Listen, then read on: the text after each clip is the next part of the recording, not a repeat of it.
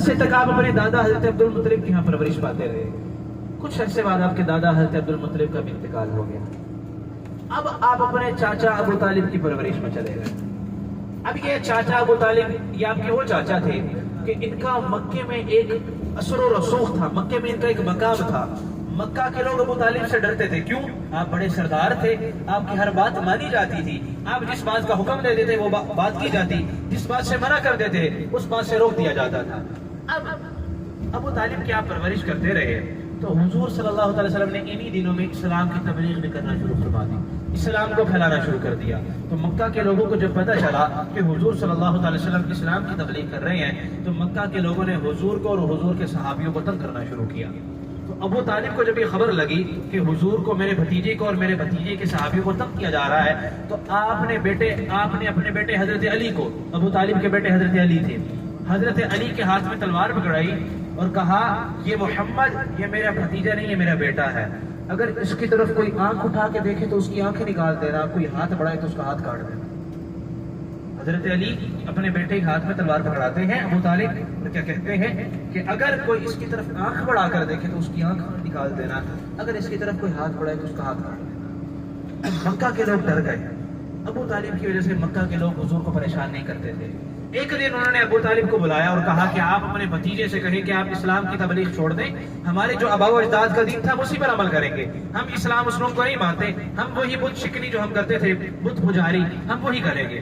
تو ابو طالب آئے اپنے بھتیجے کے پاس, حضور صلی اللہ علیہ وسلم کے پاس, اور کہنے لگے اے میرے پیارے بھتیجے, مکہ کے لوگوں نے مجھے ایسے ایسے کہا ہے. تو حضور نے جو جواب ارشاد فرمایا وہ سنہری الفاظوں میں لکھا جائے تو بھی اس کے الفاظ کی قیمت نہیں ادا ہو سکتی. حضور نے فرمایا کہ اے میرے چاچا, اگر یہ مکہ والے میرے دائیں ہاتھ پر سورج اور بائیں ہاتھ پر چاند بھی لا کے رکھ دیں تو بھی میں اسلام کی تبلیغ نہیں چھوڑوں گا. آپ نے فرمایا اگر یہ مکہ والے میرے دائیں ہاتھ پر سورج اور بائیں ہاتھ پر چاند بھی لا کے رکھ دیں تو بھی میں اسلام کی دعوت دینا نہیں چھوڑوں گا. آپ نے آہستہ آہستہ اسلام کی تبلیغ کی. کچھ عرصے بعد آپ کے چاچا ابو طالب کا بھی انتقال ہو گیا. اب حضرت ابو طالب کا انتقال ہوا تو مکہ کے لوگوں کو موقع مل گیا, کوئی منع کرنے والا نہیں تھا. تو انہوں نے حضور کو اور حضور کے صحابیوں کو تنگ کرنا شروع کیا.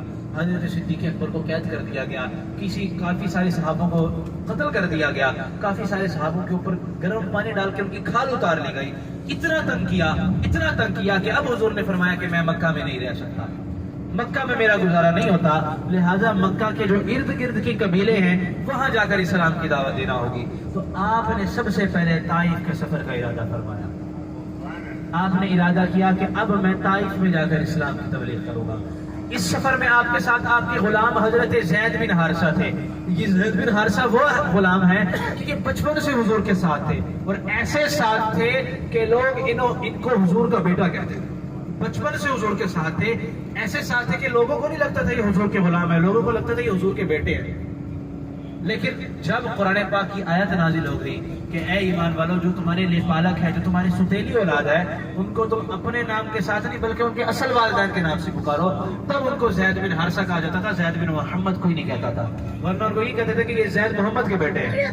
لیکن جب قرآن پاک کا حکم آ گیا کہ جو ستیلی اولاد ہوتی ہے, یہ ستیلے جیسے آج کل بھی رواج ہے کہ جن کے ہاں اولاد نہیں ہوتی وہ گود لے لیتے ہیں, تو جو گود لے لی جاتی ہے اولاد تو آپ اس کو گود لے سکتے ہیں, لیکن والدین کا نام انہی کے نام سے پکارا جائے گا, نہ کہ آپ کے نام سے پکارا جائے گا.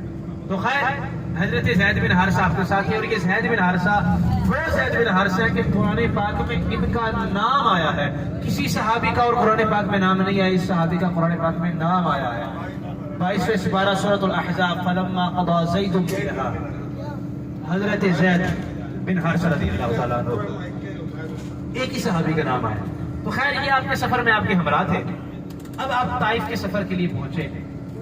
آج تو ہم برآمدہ گاڑی میں بیٹھے ہیں, اے سی چل رہا ہے, وی آئی پی لگژری گاڑی ہے, بیٹھ کے جا رہے ہیں طائف. آج سے 1400 سال پہلے حضرت سیدنا زید بن حارثہ اور حضور صلی اللہ علیہ وسلم نے یہ سفر اونٹ اور گھوڑوں پر کیا تھا. کتنے دن کا سفر ہوگا؟ غالباً کتابوں میں آتا ہے کہ 15 دن کا یہ سفر تھا. مکہ سے لے کر طائف تک 15 دن کا یہ سفر تھا. آپ آئے, مکہ کے اندر 2 بڑے سردار تھے, آپ نے دونوں سرداروں کو جا کر اسلام کی دعوت دی. اچھا, اب میں آپ کے پاس مثال کے طور پر کبھی کوئی دعوت لے کر آتا ہوں, کوئی نکاح کی یا کسی بھی چیز کی آپ کے پاس دعوت لے کر آتا ہوں, آپ کو میری دعوت پسند نہیں آتی، آپ مجھے ظاہر نہیں کریں گے کہ مجھے آپ کی دعوت پسند نہیں آئی، بلکہ آپ مجھے پانی وغیرہ پلائیں گے اور کہیں گے ہم دیکھیں گے اس حوالے سے، آپ مجھے یہ کہیں گے۔ اب ہونا تو یہ چاہیے تھا کہ وہ حضور کی دعوت کو قبول کرتے ہیں، لیکن انہوں نے ایسا کچھ نہیں کیا، بلکہ انہوں نے دھکے مار کر حضور کو اور سیدنا زید بن حارثہ کو اپنے قبیلوں سے باہر نکال دیا۔ نعوذ باللہ۔ بات یہیں ختم نہیں ہوئی، انہوں نے طائف کے کچھ گھنڈوں کو جمع کیا اور ان کے ہاتھوں میں پتھر دیے، اور وہ کیا کرتے تھے، ان کے ہاتھوں میں پتھر ہوتے تھے اور وہ حضور پر اور سیدنا زید بن حارثہ کو پتھر مارتے تھے۔ اب جہاں سے پتھر آتا تھا نا، حضرت زید بن حارثہ دیکھتے تھے سامنے سے پتھر آنا، بھاگ کے سامنے آ جاتے تھے، پیچھے سے پتھر آتا تھا بھاگ کر پیچھے آ جاتے تھے، دائیں سے پتھر آتا تھا بھاگ کر دائیں آ جاتے تھے، بائیں سے پتھر آتا تھا بھاگ کر بائیں آ جاتے تھے۔ حضرت زید بن حارثہ روایتوں میں ملتا ہے حضرت زید بن حارثہ کو اتنے پتھر لگے کہ زیادہ خون بہنے کی وجہ سے آپ بے ہوش ہو گئے، لیکن کوشش یہ تھی کہ میرے ہوتے ہوئے میرے نبی کو بھی تکلیف نہ ہو۔ اب حضرت زید بن حارثہ نیچے بے ہوش ہے، حضور ان کو اٹھانے کے لیے نیچے جھکے تو ایک بدماش نے آ کے آپ کو بازو سے پکڑا اور جھنجھوڑا اور چلنے کو کہا۔ حضرت زید بن حارثہ کو حضور نے گود میں اٹھایا، آپ چل رہے ہیں، اب حضور کو پتھر برسانا شروع کیے اور اتنے پتھر برسائے کہ آپ کے مبارک خون سے آپ کے جوتے بھیگ گئے۔ اس وقت کا آپ اندازہ لگائیں، اس وقت کی کیفیت کو سوچیں کہ کس طرح، کیوں اسلام کی خاطر آج اللہ پاک نے بن مانگے ہمیں یہ نعمت عطا فرمائی ہے۔ آپ میں سے کوئی، آپ یا میں، کوئی اپلیکیشن نہیں دے کر آیا تھا یا اللہ ہمیں مسلمان پیدا کرنا، کسی نے اپلیکیشن نہیں دی تھی، اللہ پاک نے بن مانگے ہمیں یہ نعمت عطا فرمائی۔ اللہ پاک نے ہمیں مسلمان بنایا، سب سے بڑھ کر اپنا آخری نبی کی امتی بنایا، وہ امت بنایا کہ حضرت موسیٰ دعائیں کرتے ہیں، یا اللہ، حضرت موسیٰ دعائیں کرتے تھے، یا اللہ مجھے اپنی آخری امت دینا، مجھے آخری امت دینا۔ اللہ نے فرمایا نہیں، آخری امت جس کی تھی اس کو دے دی۔ موسیٰ نے فرمایا چلو امت نہیں دی تو امتی بنا دے۔ حضرت موسیٰ امتی ہونے کی دعا کرتے ہیں۔ کون موسیٰ؟ وہ موسیٰ کی جن کا قرآن میں آیا کلیم اللہ، اللہ سے کلام کرنے والا۔ وہ کیا کہتے ہیں، یا اللہ مجھے اپنے آخری نبی کی امتی بنا۔ اللہ پاک نے ہمیں وہ امت عطا فرمائی۔ اللہ پاک نے ہمیں قرآن دیا تو کائنات میں اس جیسا کوئی کتاب ہی نہیں آئی، نبی دیا تو کائنات میں اس جیسا دوسرا نبی ہی نہیں دیا، امت بنائی تو کائنات میں ایسی امت ہی نہیں ہے۔ پہلے کے لوگ گناہ کرتے تھے نا، پہلے کی امتیں جھوٹ بولتے تھے تو ان کے چہرے فلفل سور کے ہو جاتے تھے، گدھے کے ہو جاتے تھے، شکلیں بگڑ جاتی تھی، صاف پتہ چلتا تھا، شکلوں پر لکھ دیا جاتا تھا۔ لیکن اللہ کا اپنے نبی کی امت پر یہ احسان ہے، کوئی کتنا بھی گناہ کر لے، کتنی بھی بدکاریاں کر لے، کتنی بھی وہ بدخویاں کر لے، قرآن میں اللہ نے فرمایا لا تقنطوا من رحمت اللہ، میری رحمت سے نا امید نہ ہونا۔ اللہ فرماتا ہے میری رحمت سے کبھی نا امید نہ ہونا۔ اللہ کی رحمت بہت وسیع ہے۔ حضور صلی اللہ علیہ وسلم معراج کے سفر پر تشریف لے کر گئے، اللہ تعالیٰ نے فرمایا اے محبوب مانگو کیا مانگتے ہو۔ اب حضور چاہتے تو وہاں پر کچھ بھی مانگ سکتے تھے، حضور نے فرمایا یا اللہ میں اس وقت تک جنت میں داخل نہیں ہوگا جب تک میرا آخری امتی بھی جنت میں داخل نہیں ہوگا۔ سبحان اللہ۔ حضور کی پیدائش ہوئی، اما حلیمہ سعدیہ آپ کو لینے کے لیے پہنچی، آپ کے ہونٹ ہل رہے تھے، اما حلیمہ سعدیہ نے کان لگائے، آواز آ رہی تھی ربی حب لی امتی، ربی حب لی امتی۔ حضور غار ہرا جاتے ہیں، اللہ کی عبادت کرتے ہیں، دن رات وہاں پر عبادت کرتے ہیں، عبادت کرنے کے بعد دعا مانگتے ہیں۔ کیا دعا مانگتے ہیں؟ ربی حب لی امتی، ربی حب لی امتی۔ کل بروز قیامت محشر کا دن ہوگا، 50,000 سال کا ایک دن ہوگا، قرآن پاک کے الفاظ ہیں 50,000 سنہ، 50,000 سال کا ایک دن ہوگا۔ سارے انتظار میں کھڑے ہوں گے کہ کب شروع ہوگا، کب شروع ہوگا، کب شروع ہوگا۔ جب سب لوگ تنگ آ جائیں گے، بھاگیں گے حضرت آدم علیہ السلام کی طرف کہ آدم ہم آپ کی اولاد ہیں، آپ اللہ کے نبی ہیں، ہماری مدد کیجیے۔ حضرت آدم فرمائیں گے نفسی نفسی، آج مجھے اپنی پرواہ ہے، آج مجھے کسی کی پرواہ نہیں، اذهبوا الی غیری، کسی اور کے پاس جاؤ، کسی اور کے پاس جاؤ۔ حضرت موسیٰ کے پاس جائیں گے، حضرت موسیٰ بھی کہیں گے کسی اور کے پاس جاؤ، حضرت عیسیٰ کے پاس جائیں گے، حضرت نوح کے پاس جائیں گے، حضرت ابراہیم کے پاس جائیں گے، حضرت اسماعیل کے پاس جائیں گے، سب کے پاس جائیں گے، سب کہیں گے اذهبوا الی غیری، کسی اور کے پاس جاؤ۔ آخر میں حضور کے پاس آیا جائے گا، حضور کہیں گے ہاں میں ہوں اسی دن کے لیے، انا لہا، میں بنایا ہی اسی دن کے لیے گیا ہوں، مجھے اللہ پاک نے یہاں پر بھیجا ہی اپنی امت کی شفاعت کے لیے ہے۔ اللہ حضرت نے کیا لکھا؟ کہیں گے سارے نبی اذهبوا الی غیری، میرے حضور کے لب پر انا لہا ہوگا، ہاں میں ہوں اس دن کے لیے، ہاں مجھے اسی دن کے لیے بھیجا گیا ہے۔ حضور صلی اللہ علیہ وسلم نے فرمایا یا اللہ میں اس وقت تک جنت میں داخل نہیں ہوں گا جس وقت تک میرا آخری امتی بھی جنت میں داخل نہیں ہو جائے۔ سبحان اللہ، سبحان الحمدللہ اللہ۔ ہمیں ناز ہے، ہم خوش قسمت ترین آدمی ہیں، خوش قسمت ترین انسان ہے کہ اللہ پاک نے ہمیں اپنے آخری نبی کی امتی بنایا۔ ہم اپنے موضوع سے ہٹ گئے، اب ہم واقعہ بیان کر رہے تھے۔ اب حضور صلی اللہ علیہ وسلم نے حضرت سیدنا زید بن حارثہ کو گود میں اٹھایا۔ حضرت زید بن حارثہ بے ہوش ہے، آپ کا خون جسم ہے، پاؤں آپ کے خون سے بھیگی ہوئی ہیں اور آپ طائف کے بازاروں میں جا رہے ہیں۔ اتنے میں جبرائیل امین تشریف لاتے ہیں۔ جبرائیل امین آتے ہیں اور فرماتے ہیں یا رسول اللہ صلی اللہ علیہ وسلم آپ مجھے حکم دیجئے یہ جو دونوں پہاڑیاں ہیں نا میں ان دونوں کو آپس میں ملا دوں گا، طائف والے اسی میں تباہ ہو جائیں گے۔ حضور نے فرمایا نہیں، میں زحمت بنا کر نہیں رحمت بنا کر بھیجا ہے۔ سبحان اللہ۔ اللہ پاک نے مجھے رحمت بنا کر بھیجا ہے۔ قرآن پاک میں ارشاد ہوا وما ارسلناک الا رحمتا للعالمین، اے محبوب ہم نے آپ کو ایک جہان کے لیے نہیں، دو جہان کے لیے نہیں، تین جہان کے لیے نہیں بلکہ تمام جہانوں کے لیے رحمت بنا کر بھیجا ہے، سارے جہانوں کے لیے رحمت بنا کر بھیجا ہے۔ اب حضور فرماتے ہیں کہ نہیں، ہو سکتا ہے ان کی آنے والی نسلوں میں میرا کوئی امتی ہو جو ایک اللہ کی عبادت کرے، جو وحدہ لا شریک کی عبادت کرے، جو خدا کے ساتھ شرک نہ کرے، ان کی وجہ سے ان کو بھی عذاب ہوا، ایسا میں نہیں ہونے دوں گا۔ اللہ آج ہم بھی بڑا دعویٰ کرتے ہیں حضور کی زندگی ہمارے لیے نمونہ ہے، اسوہ حسنہ ہے، ہم اس پر کتنا عمل کرتے ہیں اپنے آپ سے پوچھیں۔ کتنا طائف اما عائشہ نے حضور سے پوچھا کہ یا رسول اللہ آپ نے غزوہ خندق بھی دیکھی، آپ نے غزوہ تبوک بھی دیکھی، غزوہ بدر بھی دیکھی، آپ نے غزوہ حنین بھی دیکھی، تو آپ کی زندگی میں سب سے مشکل ترین دن کون سا تھا؟ حضور نے فرمایا جس دن میں نے طائف کا سفر کیا تھا نا وہ دن میرے اوپر مشکل ترین دن تھا میری زندگی کا۔ غزوہ خندق کے موقع پر کیا حال تھا؟ کھانا کچھ نہیں تھا، کھانے کے پاس کچھ نہیں تھا، ایک کھجور تھی اور 70 صحابی تھے۔ ہر روز صبح سحری کے ٹائم ایک صحابی کو ایک کھجور کو چوس لیا کرتے تھے۔ ایک دفعہ صحابی آئے یا رسول اللہ بہت تکلیف ہو رہی ہے، بہت بھوک لگی ہے، پیٹ میں پتھر باندھا ہوا ہے، ایک پتھر باندھا ہوا تھا۔ حضور نے اپنی قمیض اٹھائی تو حضور کے پیٹ پر 2 پتھر بندھے ہوئے تھے۔ یہ دن بھی حضور نے دیکھا، لیکن فرمایا میری زندگی میں مشکل ترین دن مجھے اوپر طائف کا آیا تھا، زندگی میں دوبارہ میں نے اس سے مشکل ترین دن نہیں دیکھا۔ حضور چاہتے تو کہہ دیتے ہاں جبرائیل ملا دو ان کو ان کی سزا ملنی چاہیے۔ حضور نے فرمایا نہیں، میں زحمت بنا کر نہیں رحمت بنا کر بھیجا گیا ہوں۔ ہم کیا دعویٰ کرتے ہیں حضور کی زندگی ہمارے لیے نمونہ ہے کہ وہ لوگ جنہوں نے حضور کو اتنا تنگ کر دیا، حضور نے خود فرمایا کہ میری زندگی میں مشکل ترین دن تھا میرے لیے، لیکن حضور نے ان کو معاف کر دیا۔ آج ہم چھوٹی چھوٹی باتوں پر، اتنے سے مسئلوں پر، کئی سال پرانے رشتہ داریاں، کئی سال پرانی دوستیاں، منٹ کے اندر خلاص، سب کچھ ختم۔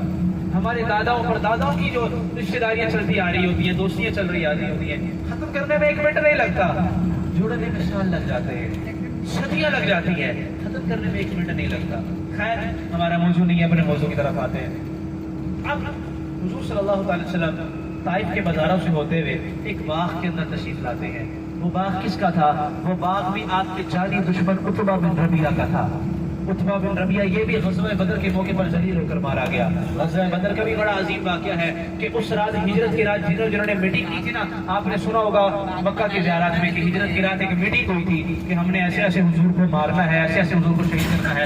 تو جس نے اس رات میٹنگ کی تھی نا، سارے غزوہ بدر کے موقع پر ذلیل ہو کر مار دیے گئے تھے۔ ایک رات پہلے حضور نہ چھڑی لے کر میدان کے اندر تشریف لے گئے اور صحابہ کرام ساتھ ہیں، حضور نے نشان لگایا یہ کافر یہاں مرے گا، دوسرا نشان لگایا یہ کافر یہاں مرے گا، تیسرا نشان لگایا یہ کافر یہاں مرے گا، عتبہ یہاں مرے گا، ربیعہ یہاں مرے گا، شیبہ یہاں مرے گا، ابو جہل یہاں مرے گا۔ صحابی فرماتے ہیں جس جگہ حضور نے نشان لگائے تھے نہ 1 انچ اس سے زیادہ نہ 1 انچ اس سے کم، ٹھیک اسی جگہ صبح وہی کافر وہی مرا ہوا تھا۔ سبحان اللہ۔ شاعر نے کیا خوب لکھا، کہاں مریں گے ابو جہل عتبہ و شیبہ کہ جن کے بدر کا نقشہ حضور جانتے ہیں، کہ جن کے بدر کا نقشہ حضور جانتے ہیں۔ صحابی فرماتے ہیں کہ ایک رات پہلے حضور بدر کے میدان میں گئے اور پوری جگہ جہاں آپ نے نشان لگائے تھے ٹھیک اسی جگہ پر وہی کافر مرا ہوا تھا۔ تو یہ عتبہ بن ربیعہ جو تھا جس کے آپ باغ میں تشریف لے کر گئے تھے، یہ عتبہ بن ربیعہ بھی غزوہ بدر کے موقع پر مارا گیا تھا، لیکن اس وقت جب اس نے حضور کی حالت دیکھی، یہ بھی حضور کے چاچے کا بیٹا تھا، تو حضور کی حالت پر اس کو رحم آ گیا. کیوں؟ کیونکہ اس نے دیکھا کہ یار یہ میری خاندان کے ہیں، تو لہٰذا اس کو کچھ ترس آیا، تو اس نے اپنے غلام عداس کے ہاتھ، اس کا نام یاد رکھنا ہے آپ نے، عداس کے ہاتھ انگوروں کا ایک گچھا بھیجا. وہ عداس آپ کی بارگاہ میں انگور لے کر آیا، آپ نے ایک انگور توڑا اور بسم اللہ الرحمن الرحیم پر کر کھایا.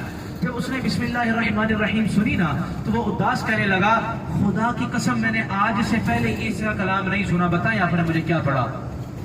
میں مصر سے ہوں اور آج تک میں نے ایسا کلام زندگی میں کبھی نہیں سنا. حضور نے فرمایا تم مصر سے ہو؟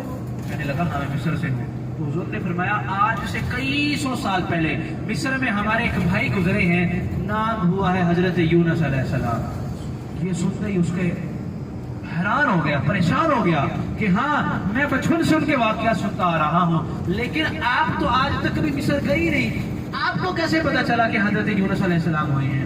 تو حضور نے فرمایا کہ وہ بھی اللہ کے نبی تھے، میں بھی اللہ کا نبی ہوں، وہ بھی اللہ کا دین لے کر آئے تھے، میں بھی اللہ کا دین لے کر آیا ہوں. اس وقت میں نے جو پڑھا یہ میں نے اللہ کا کلام پڑھا ہے. تو یہ سنتے ہی وہ عداس صاحب کے ہاتھ میں کلمہ پڑھ کے مسلمان ہو گیا. سبحان اللہ. اس جگہ حضور نے وہ بیٹھ کر انگور کھائے تھے اور وہ مسلمان ہوا تھا. وہاں پر آج مسجد ہے، مسجد عداس. انشاءاللہ ہم اس مسجد کی زیارت کریں گے، اس باغ کی بھی زیارت کریں گے، مسجد عداس. پھر آپ اس باغ سے نکلتے ہیں اور کچھ لمحوں بعد آپ تھوڑا آگے چلتے ہیں، آپ کو ایک مسجد نظر آتی ہے. آپ اس مسجد میں نماز ادا کرنے کے لیے تشریف لاتے ہیں. تو جب انہوں نے دیکھا کہ حضور تو اپنے کام سے نہیں رکے، انہوں نے نماز ادا کرنا شروع کر دی، تو کافر جو ہے نا وہ ارد گرد پہاڑیوں کے اوپر چڑھ گئے اور پہاڑیوں کے اوپر سے پتھر برسانا شروع کر دیے حضور کے اوپر نماز کے دوران. اب حضور نماز پڑھ رہے ہیں اور کفار پتھر برسا رہے ہیں. ایک بدماش نے کیا کیا، ایک بڑا سا پتھر تھا، اس کو اوپر سے دھکیلا، وہ اوپر سے نیچے گرایا. جب حضور نے وہ پتھر اوپر سے نیچے آتا دیکھا تو آپ نے اپنے ہاتھ کا اشارہ کر کے اس کو روکا. جیسے وہ پتھر وہاں پر روکا تھا، آج تک وہ وہاں پر ویسے ہی قائم ہے. انشاءاللہ ہم اس کی بھی زیارت کریں گے. جیسے حضور نے ہاتھ کی اشارے سے وہ پتھر روکا، 1400 سال ہو گئے، کئی آندھیاں، کئی طوفان، کئی زلزلے آئے، لیکن وہ پتھر آج بھی اس طریقے سے ویسے حضور کے کام ہے. دور سے دیکھیں گے ایسے لگے گا اگر ابھی انگلی ٹچ کریں گے تو وہ پتھر نیچے آ جائے گا، ایسے نظر آئے گا، لیکن وہ قائم ہے وہاں پر. انشاءاللہ ہم اس کی زیارت کریں گے. تو خیر حضور صلی اللہ تعالی وسلم نے طائف کے بعد پھر آپ نے ہجرت مدینہ کی. ہجرت مدینہ کا آپ نے واقعہ سنا ہوگا کہ رات کو میٹنگ کی گئی تھی کہ ہم نے حضور کو ختم کرنا ہے، اسلام کو ختم کرنا ہے. تو حضور صلی اللہ تعالی وسلم کو کس طریقے سے ختم کیا جائے؟ قبیلے کے سارے عقلمند لوگ بیٹھے تھے کہ اس طریقے سے ختم کر دو، اس طریقے سے ختم کر دو. ابو جہل کو کسی کا مشورہ پسند نہیں آیا. شیطان اٹھا کہنے لگا میری بات سنو، تم اسلام کو ختم نہ کرو، تم محمد بن عبداللہ کو شہید کر دو. ایسا کرو کہ تم رات کو حضور کے گھر کا محاصرہ کر لینا. یہ ہوتی ہے منافقت.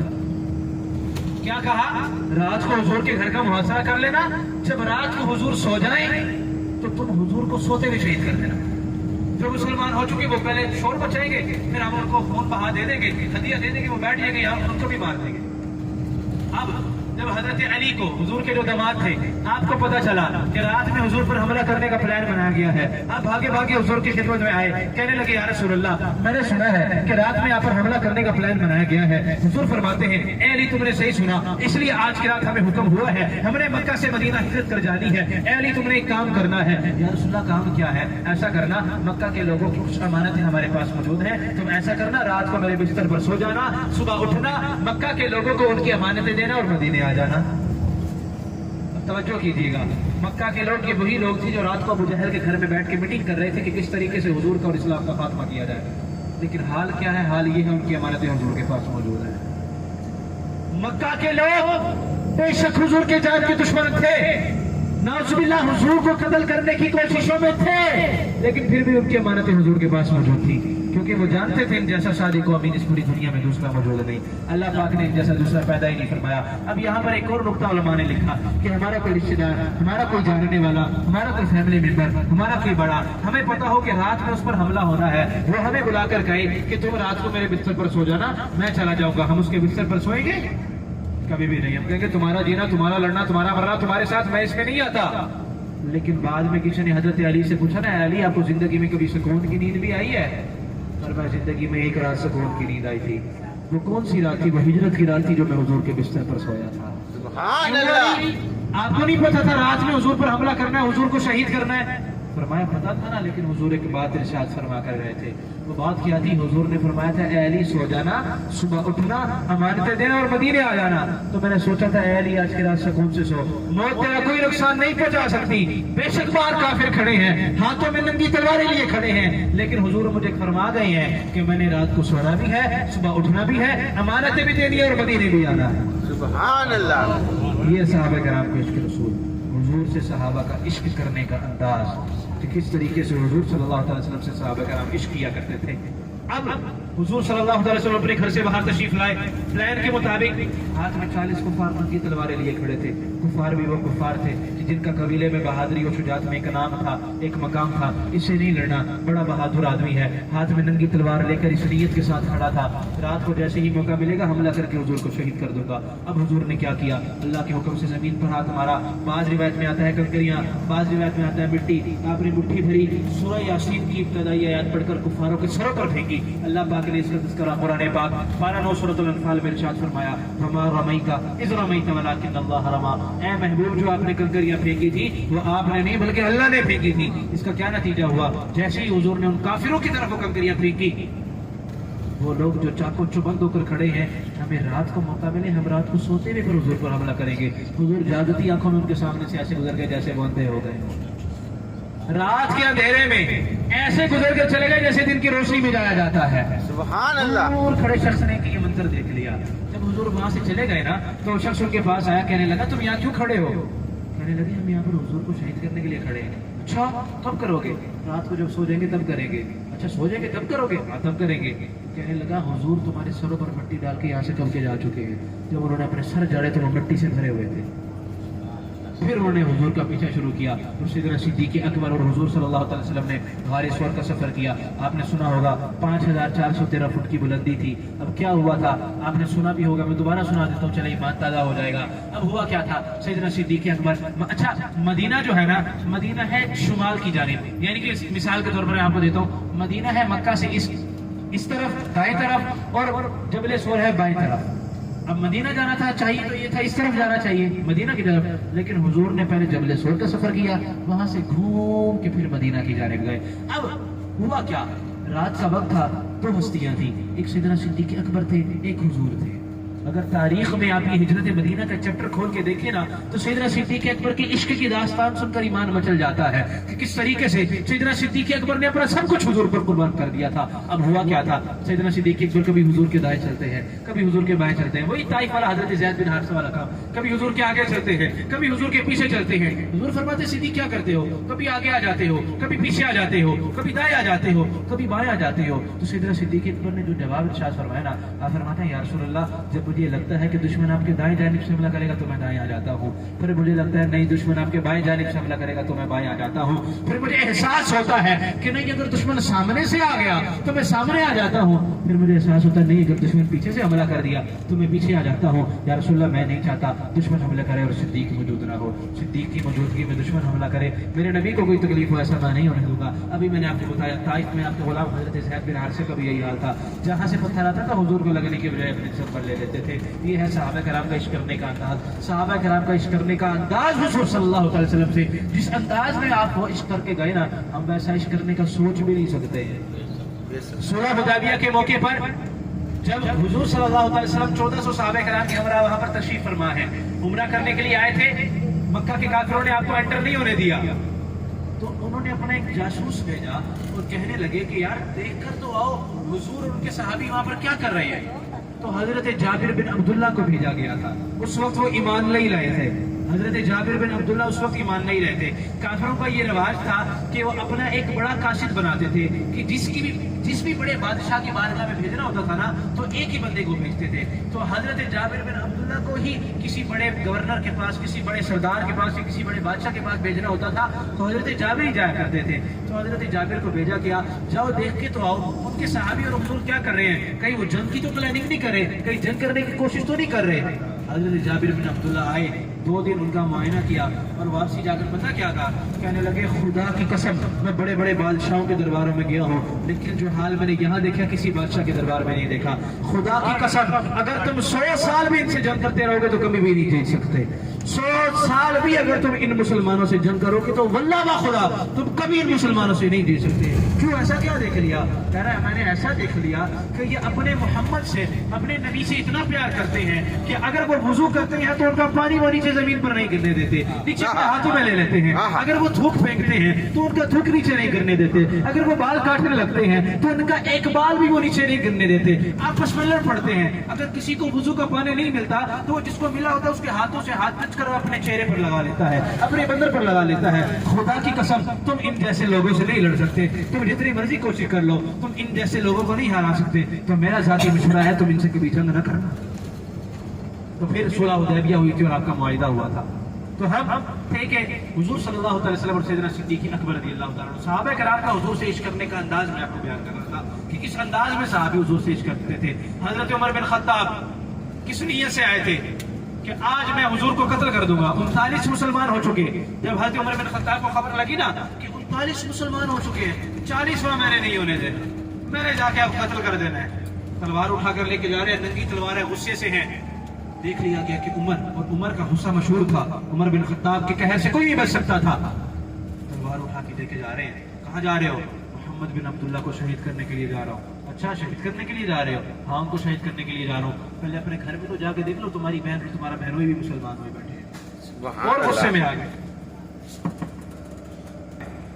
तलवार उठाई और चले गए अपने घर। अपनी बहन को इतना मारा कि वो मरने के करीब हो गई। जब उन्होंने देखा कि अब भी ये नहीं हट रही तो आखिर इसमें ऐसा है क्या, मेरा इतना करने के बावजूद अब भी अपने काम से बाज नहीं आया, तो सुनो तो सही क्या है। तो हजरत उमर बिन खत्ताब की बहन ने आपको कुरान पाक की तिलावत सुनाई। सुनते ही आपका दिल नरम हो गया। आपने खुदा की कसम ये किसी आम बंदे का कलम नहीं है, मुझे ले जाओ मोहम्मद बिन अब्दुल्ला के पास, मैं भी उनके इस्लाम कबूल करूंगा। वही उमर जो पहले तलवार उठाकर मोहम्मद बिन अब्दुल्ला को शहीद करने के लिए जा रहे थे, अब वही उमर मोहम्मद बिन अब्दुल्ला के गुलाम बनने के लिए जा रहे हैं। सुभान अल्लाह। अब हज़रत उमर बिन खत्ताब हुजूर की बारगाह में तशरीफ लाते हैं, ईमान ले आते हैं, कलमा पढ़ लेते हैं, मुसलमान हो जाते हैं। उस वक्त तक मुसलमान छुप कर नमाज अदा करते थे। हज़रत उमर बिन खत्ताब क्या कह के आए थे? मैं 40वां मुसलमान नहीं होने दूंगा। खुद 40वें मुसलमान हो गए। सुभान अल्लाह।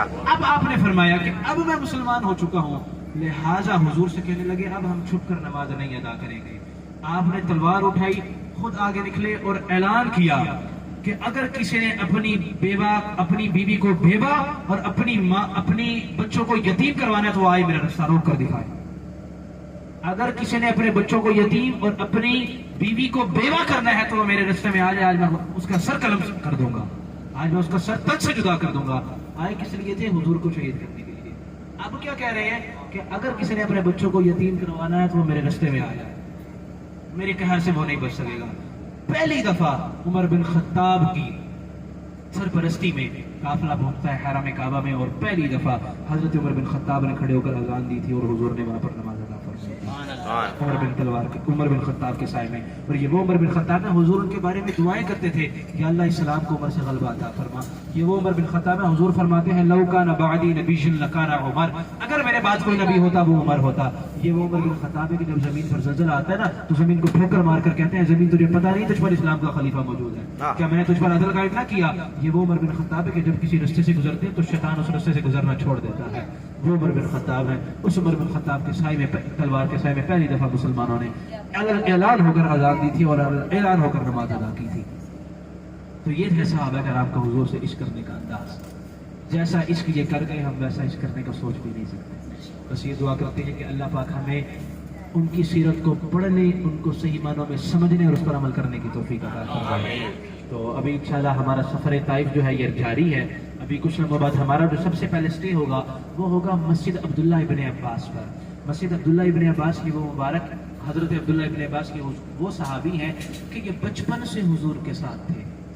इनको कुरान पाक की आयत के बारे में, एक आयत के बारे में इल्म था। आपको इतना इल्म था कि आप फरमाते हैं कि मुझे सब कुछ पता है कि कौन सी आयत कब नाजिल हुई, कहाँ नाजिल हुई, क्यों नाजिल हुई, इसका नाजिल होने का वक्त क्या है, इसका मौजू क्या है, इसका शान नुज़ूल क्या है और کس وجہ سے یہ آیت نازل ہوئی؟ اتنا قرآن کے بارے میں علم تھا، مفسروں کے استاد تھے، سب سے پہلے قرآن کی تفسیر لکھنے، اتنا علم تھا، فرماتے ہیں کہ اگر میرے اونٹ کی رسی بھی گم ہو جائے تو میں اسے بھی قرآن سے تلاش کر سکتا ہوں، ماشاء اللہ، اگر سبحان میرے اللہ. اونٹ کی رسی گم ہو جائے تو میں اس کو بھی قرآن سے تلاش کر سکتا ہوں، اتنا علم تھا قرآن کے بارے میں. اور یہ بچپن سے حضور کے ساتھ تھے، جب پیدا ہوئے تو حضور نے ان کو گھٹی دی تھی، سبحان اللہ. دی تھی. جب حضور صلی اللہ علیہ وسلم کی وفات ہوئی تو 3 صحابہ کرام نے حضور کو قبر میں اتارا، ایک عبداللہ ابن عباس بھی تھے، اپنے ہاتھوں سے حضور کو قبر میں اتارا تھا. اور آپ مکہ سے طائف صرف اس لیے ہجرت کر کے چلے گئے تھے کہ مکہ میں ایک گناہ 1,00,000 گناہ کے برابر ہے، کہیں ایسا نہ ہو میں گناہوں میں پڑ جاؤں.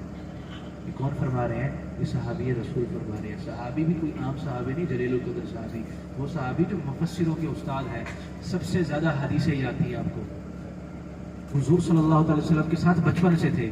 مکہ سے طائف صرف اس لیے آ گئے کہ مکہ میں ایک گناہ 1,00,000 گناہ کے برابر ہے. میں تو یہی کہوں گا ہم کس کھیت کی بولی ہیں؟ صحابی ہو کے فرما رہے ہیں کہ میں مکہ میں نہیں رہ سکتا، کہیں ایسا نہ ہو میں گناہوں میں پڑ جاؤں. ان کے حضور سے 2 رشتے ہوتے ہیں، ایک حضور کے چاچا کے بیٹے ہیں، دوسرا حضور کی جو آخری زوجہ ہوئی ہیں ام المؤمنین حضرت سیدنا میمونہ، ان کے بھانجے بھی تھے، تو حضور سے ان کے 2 رشتے ہو گئے. تو سب سے پہلے انشاءاللہ ہم ان کے مزار شریف پر ہمارا اسٹے ہوگا. اگر وقت ہوا نماز کا کوئی تو نماز پڑھ لیں گے، اگر مکروہ وقت نہ ہوا تو 2 رکعت نفل پڑھ لیں گے، زیارت کریں گے، فاتحہ پڑھیں گے انشاءاللہ، پھر ہم آگے اگلی زیارت کی جانب چلیں گے. تو ابھی اگر آپ کہیں نعت وغیرہ پڑھنی ہے، نعت وغیرہ پڑھتے ہیں، اگر آپ کہیں ریسٹ کرنا ہے تو میں بیٹھ جاتا ہوں، ریسٹ کر لیں گے، جیسے آپ کو آسانی ہو، جیسے آپ کا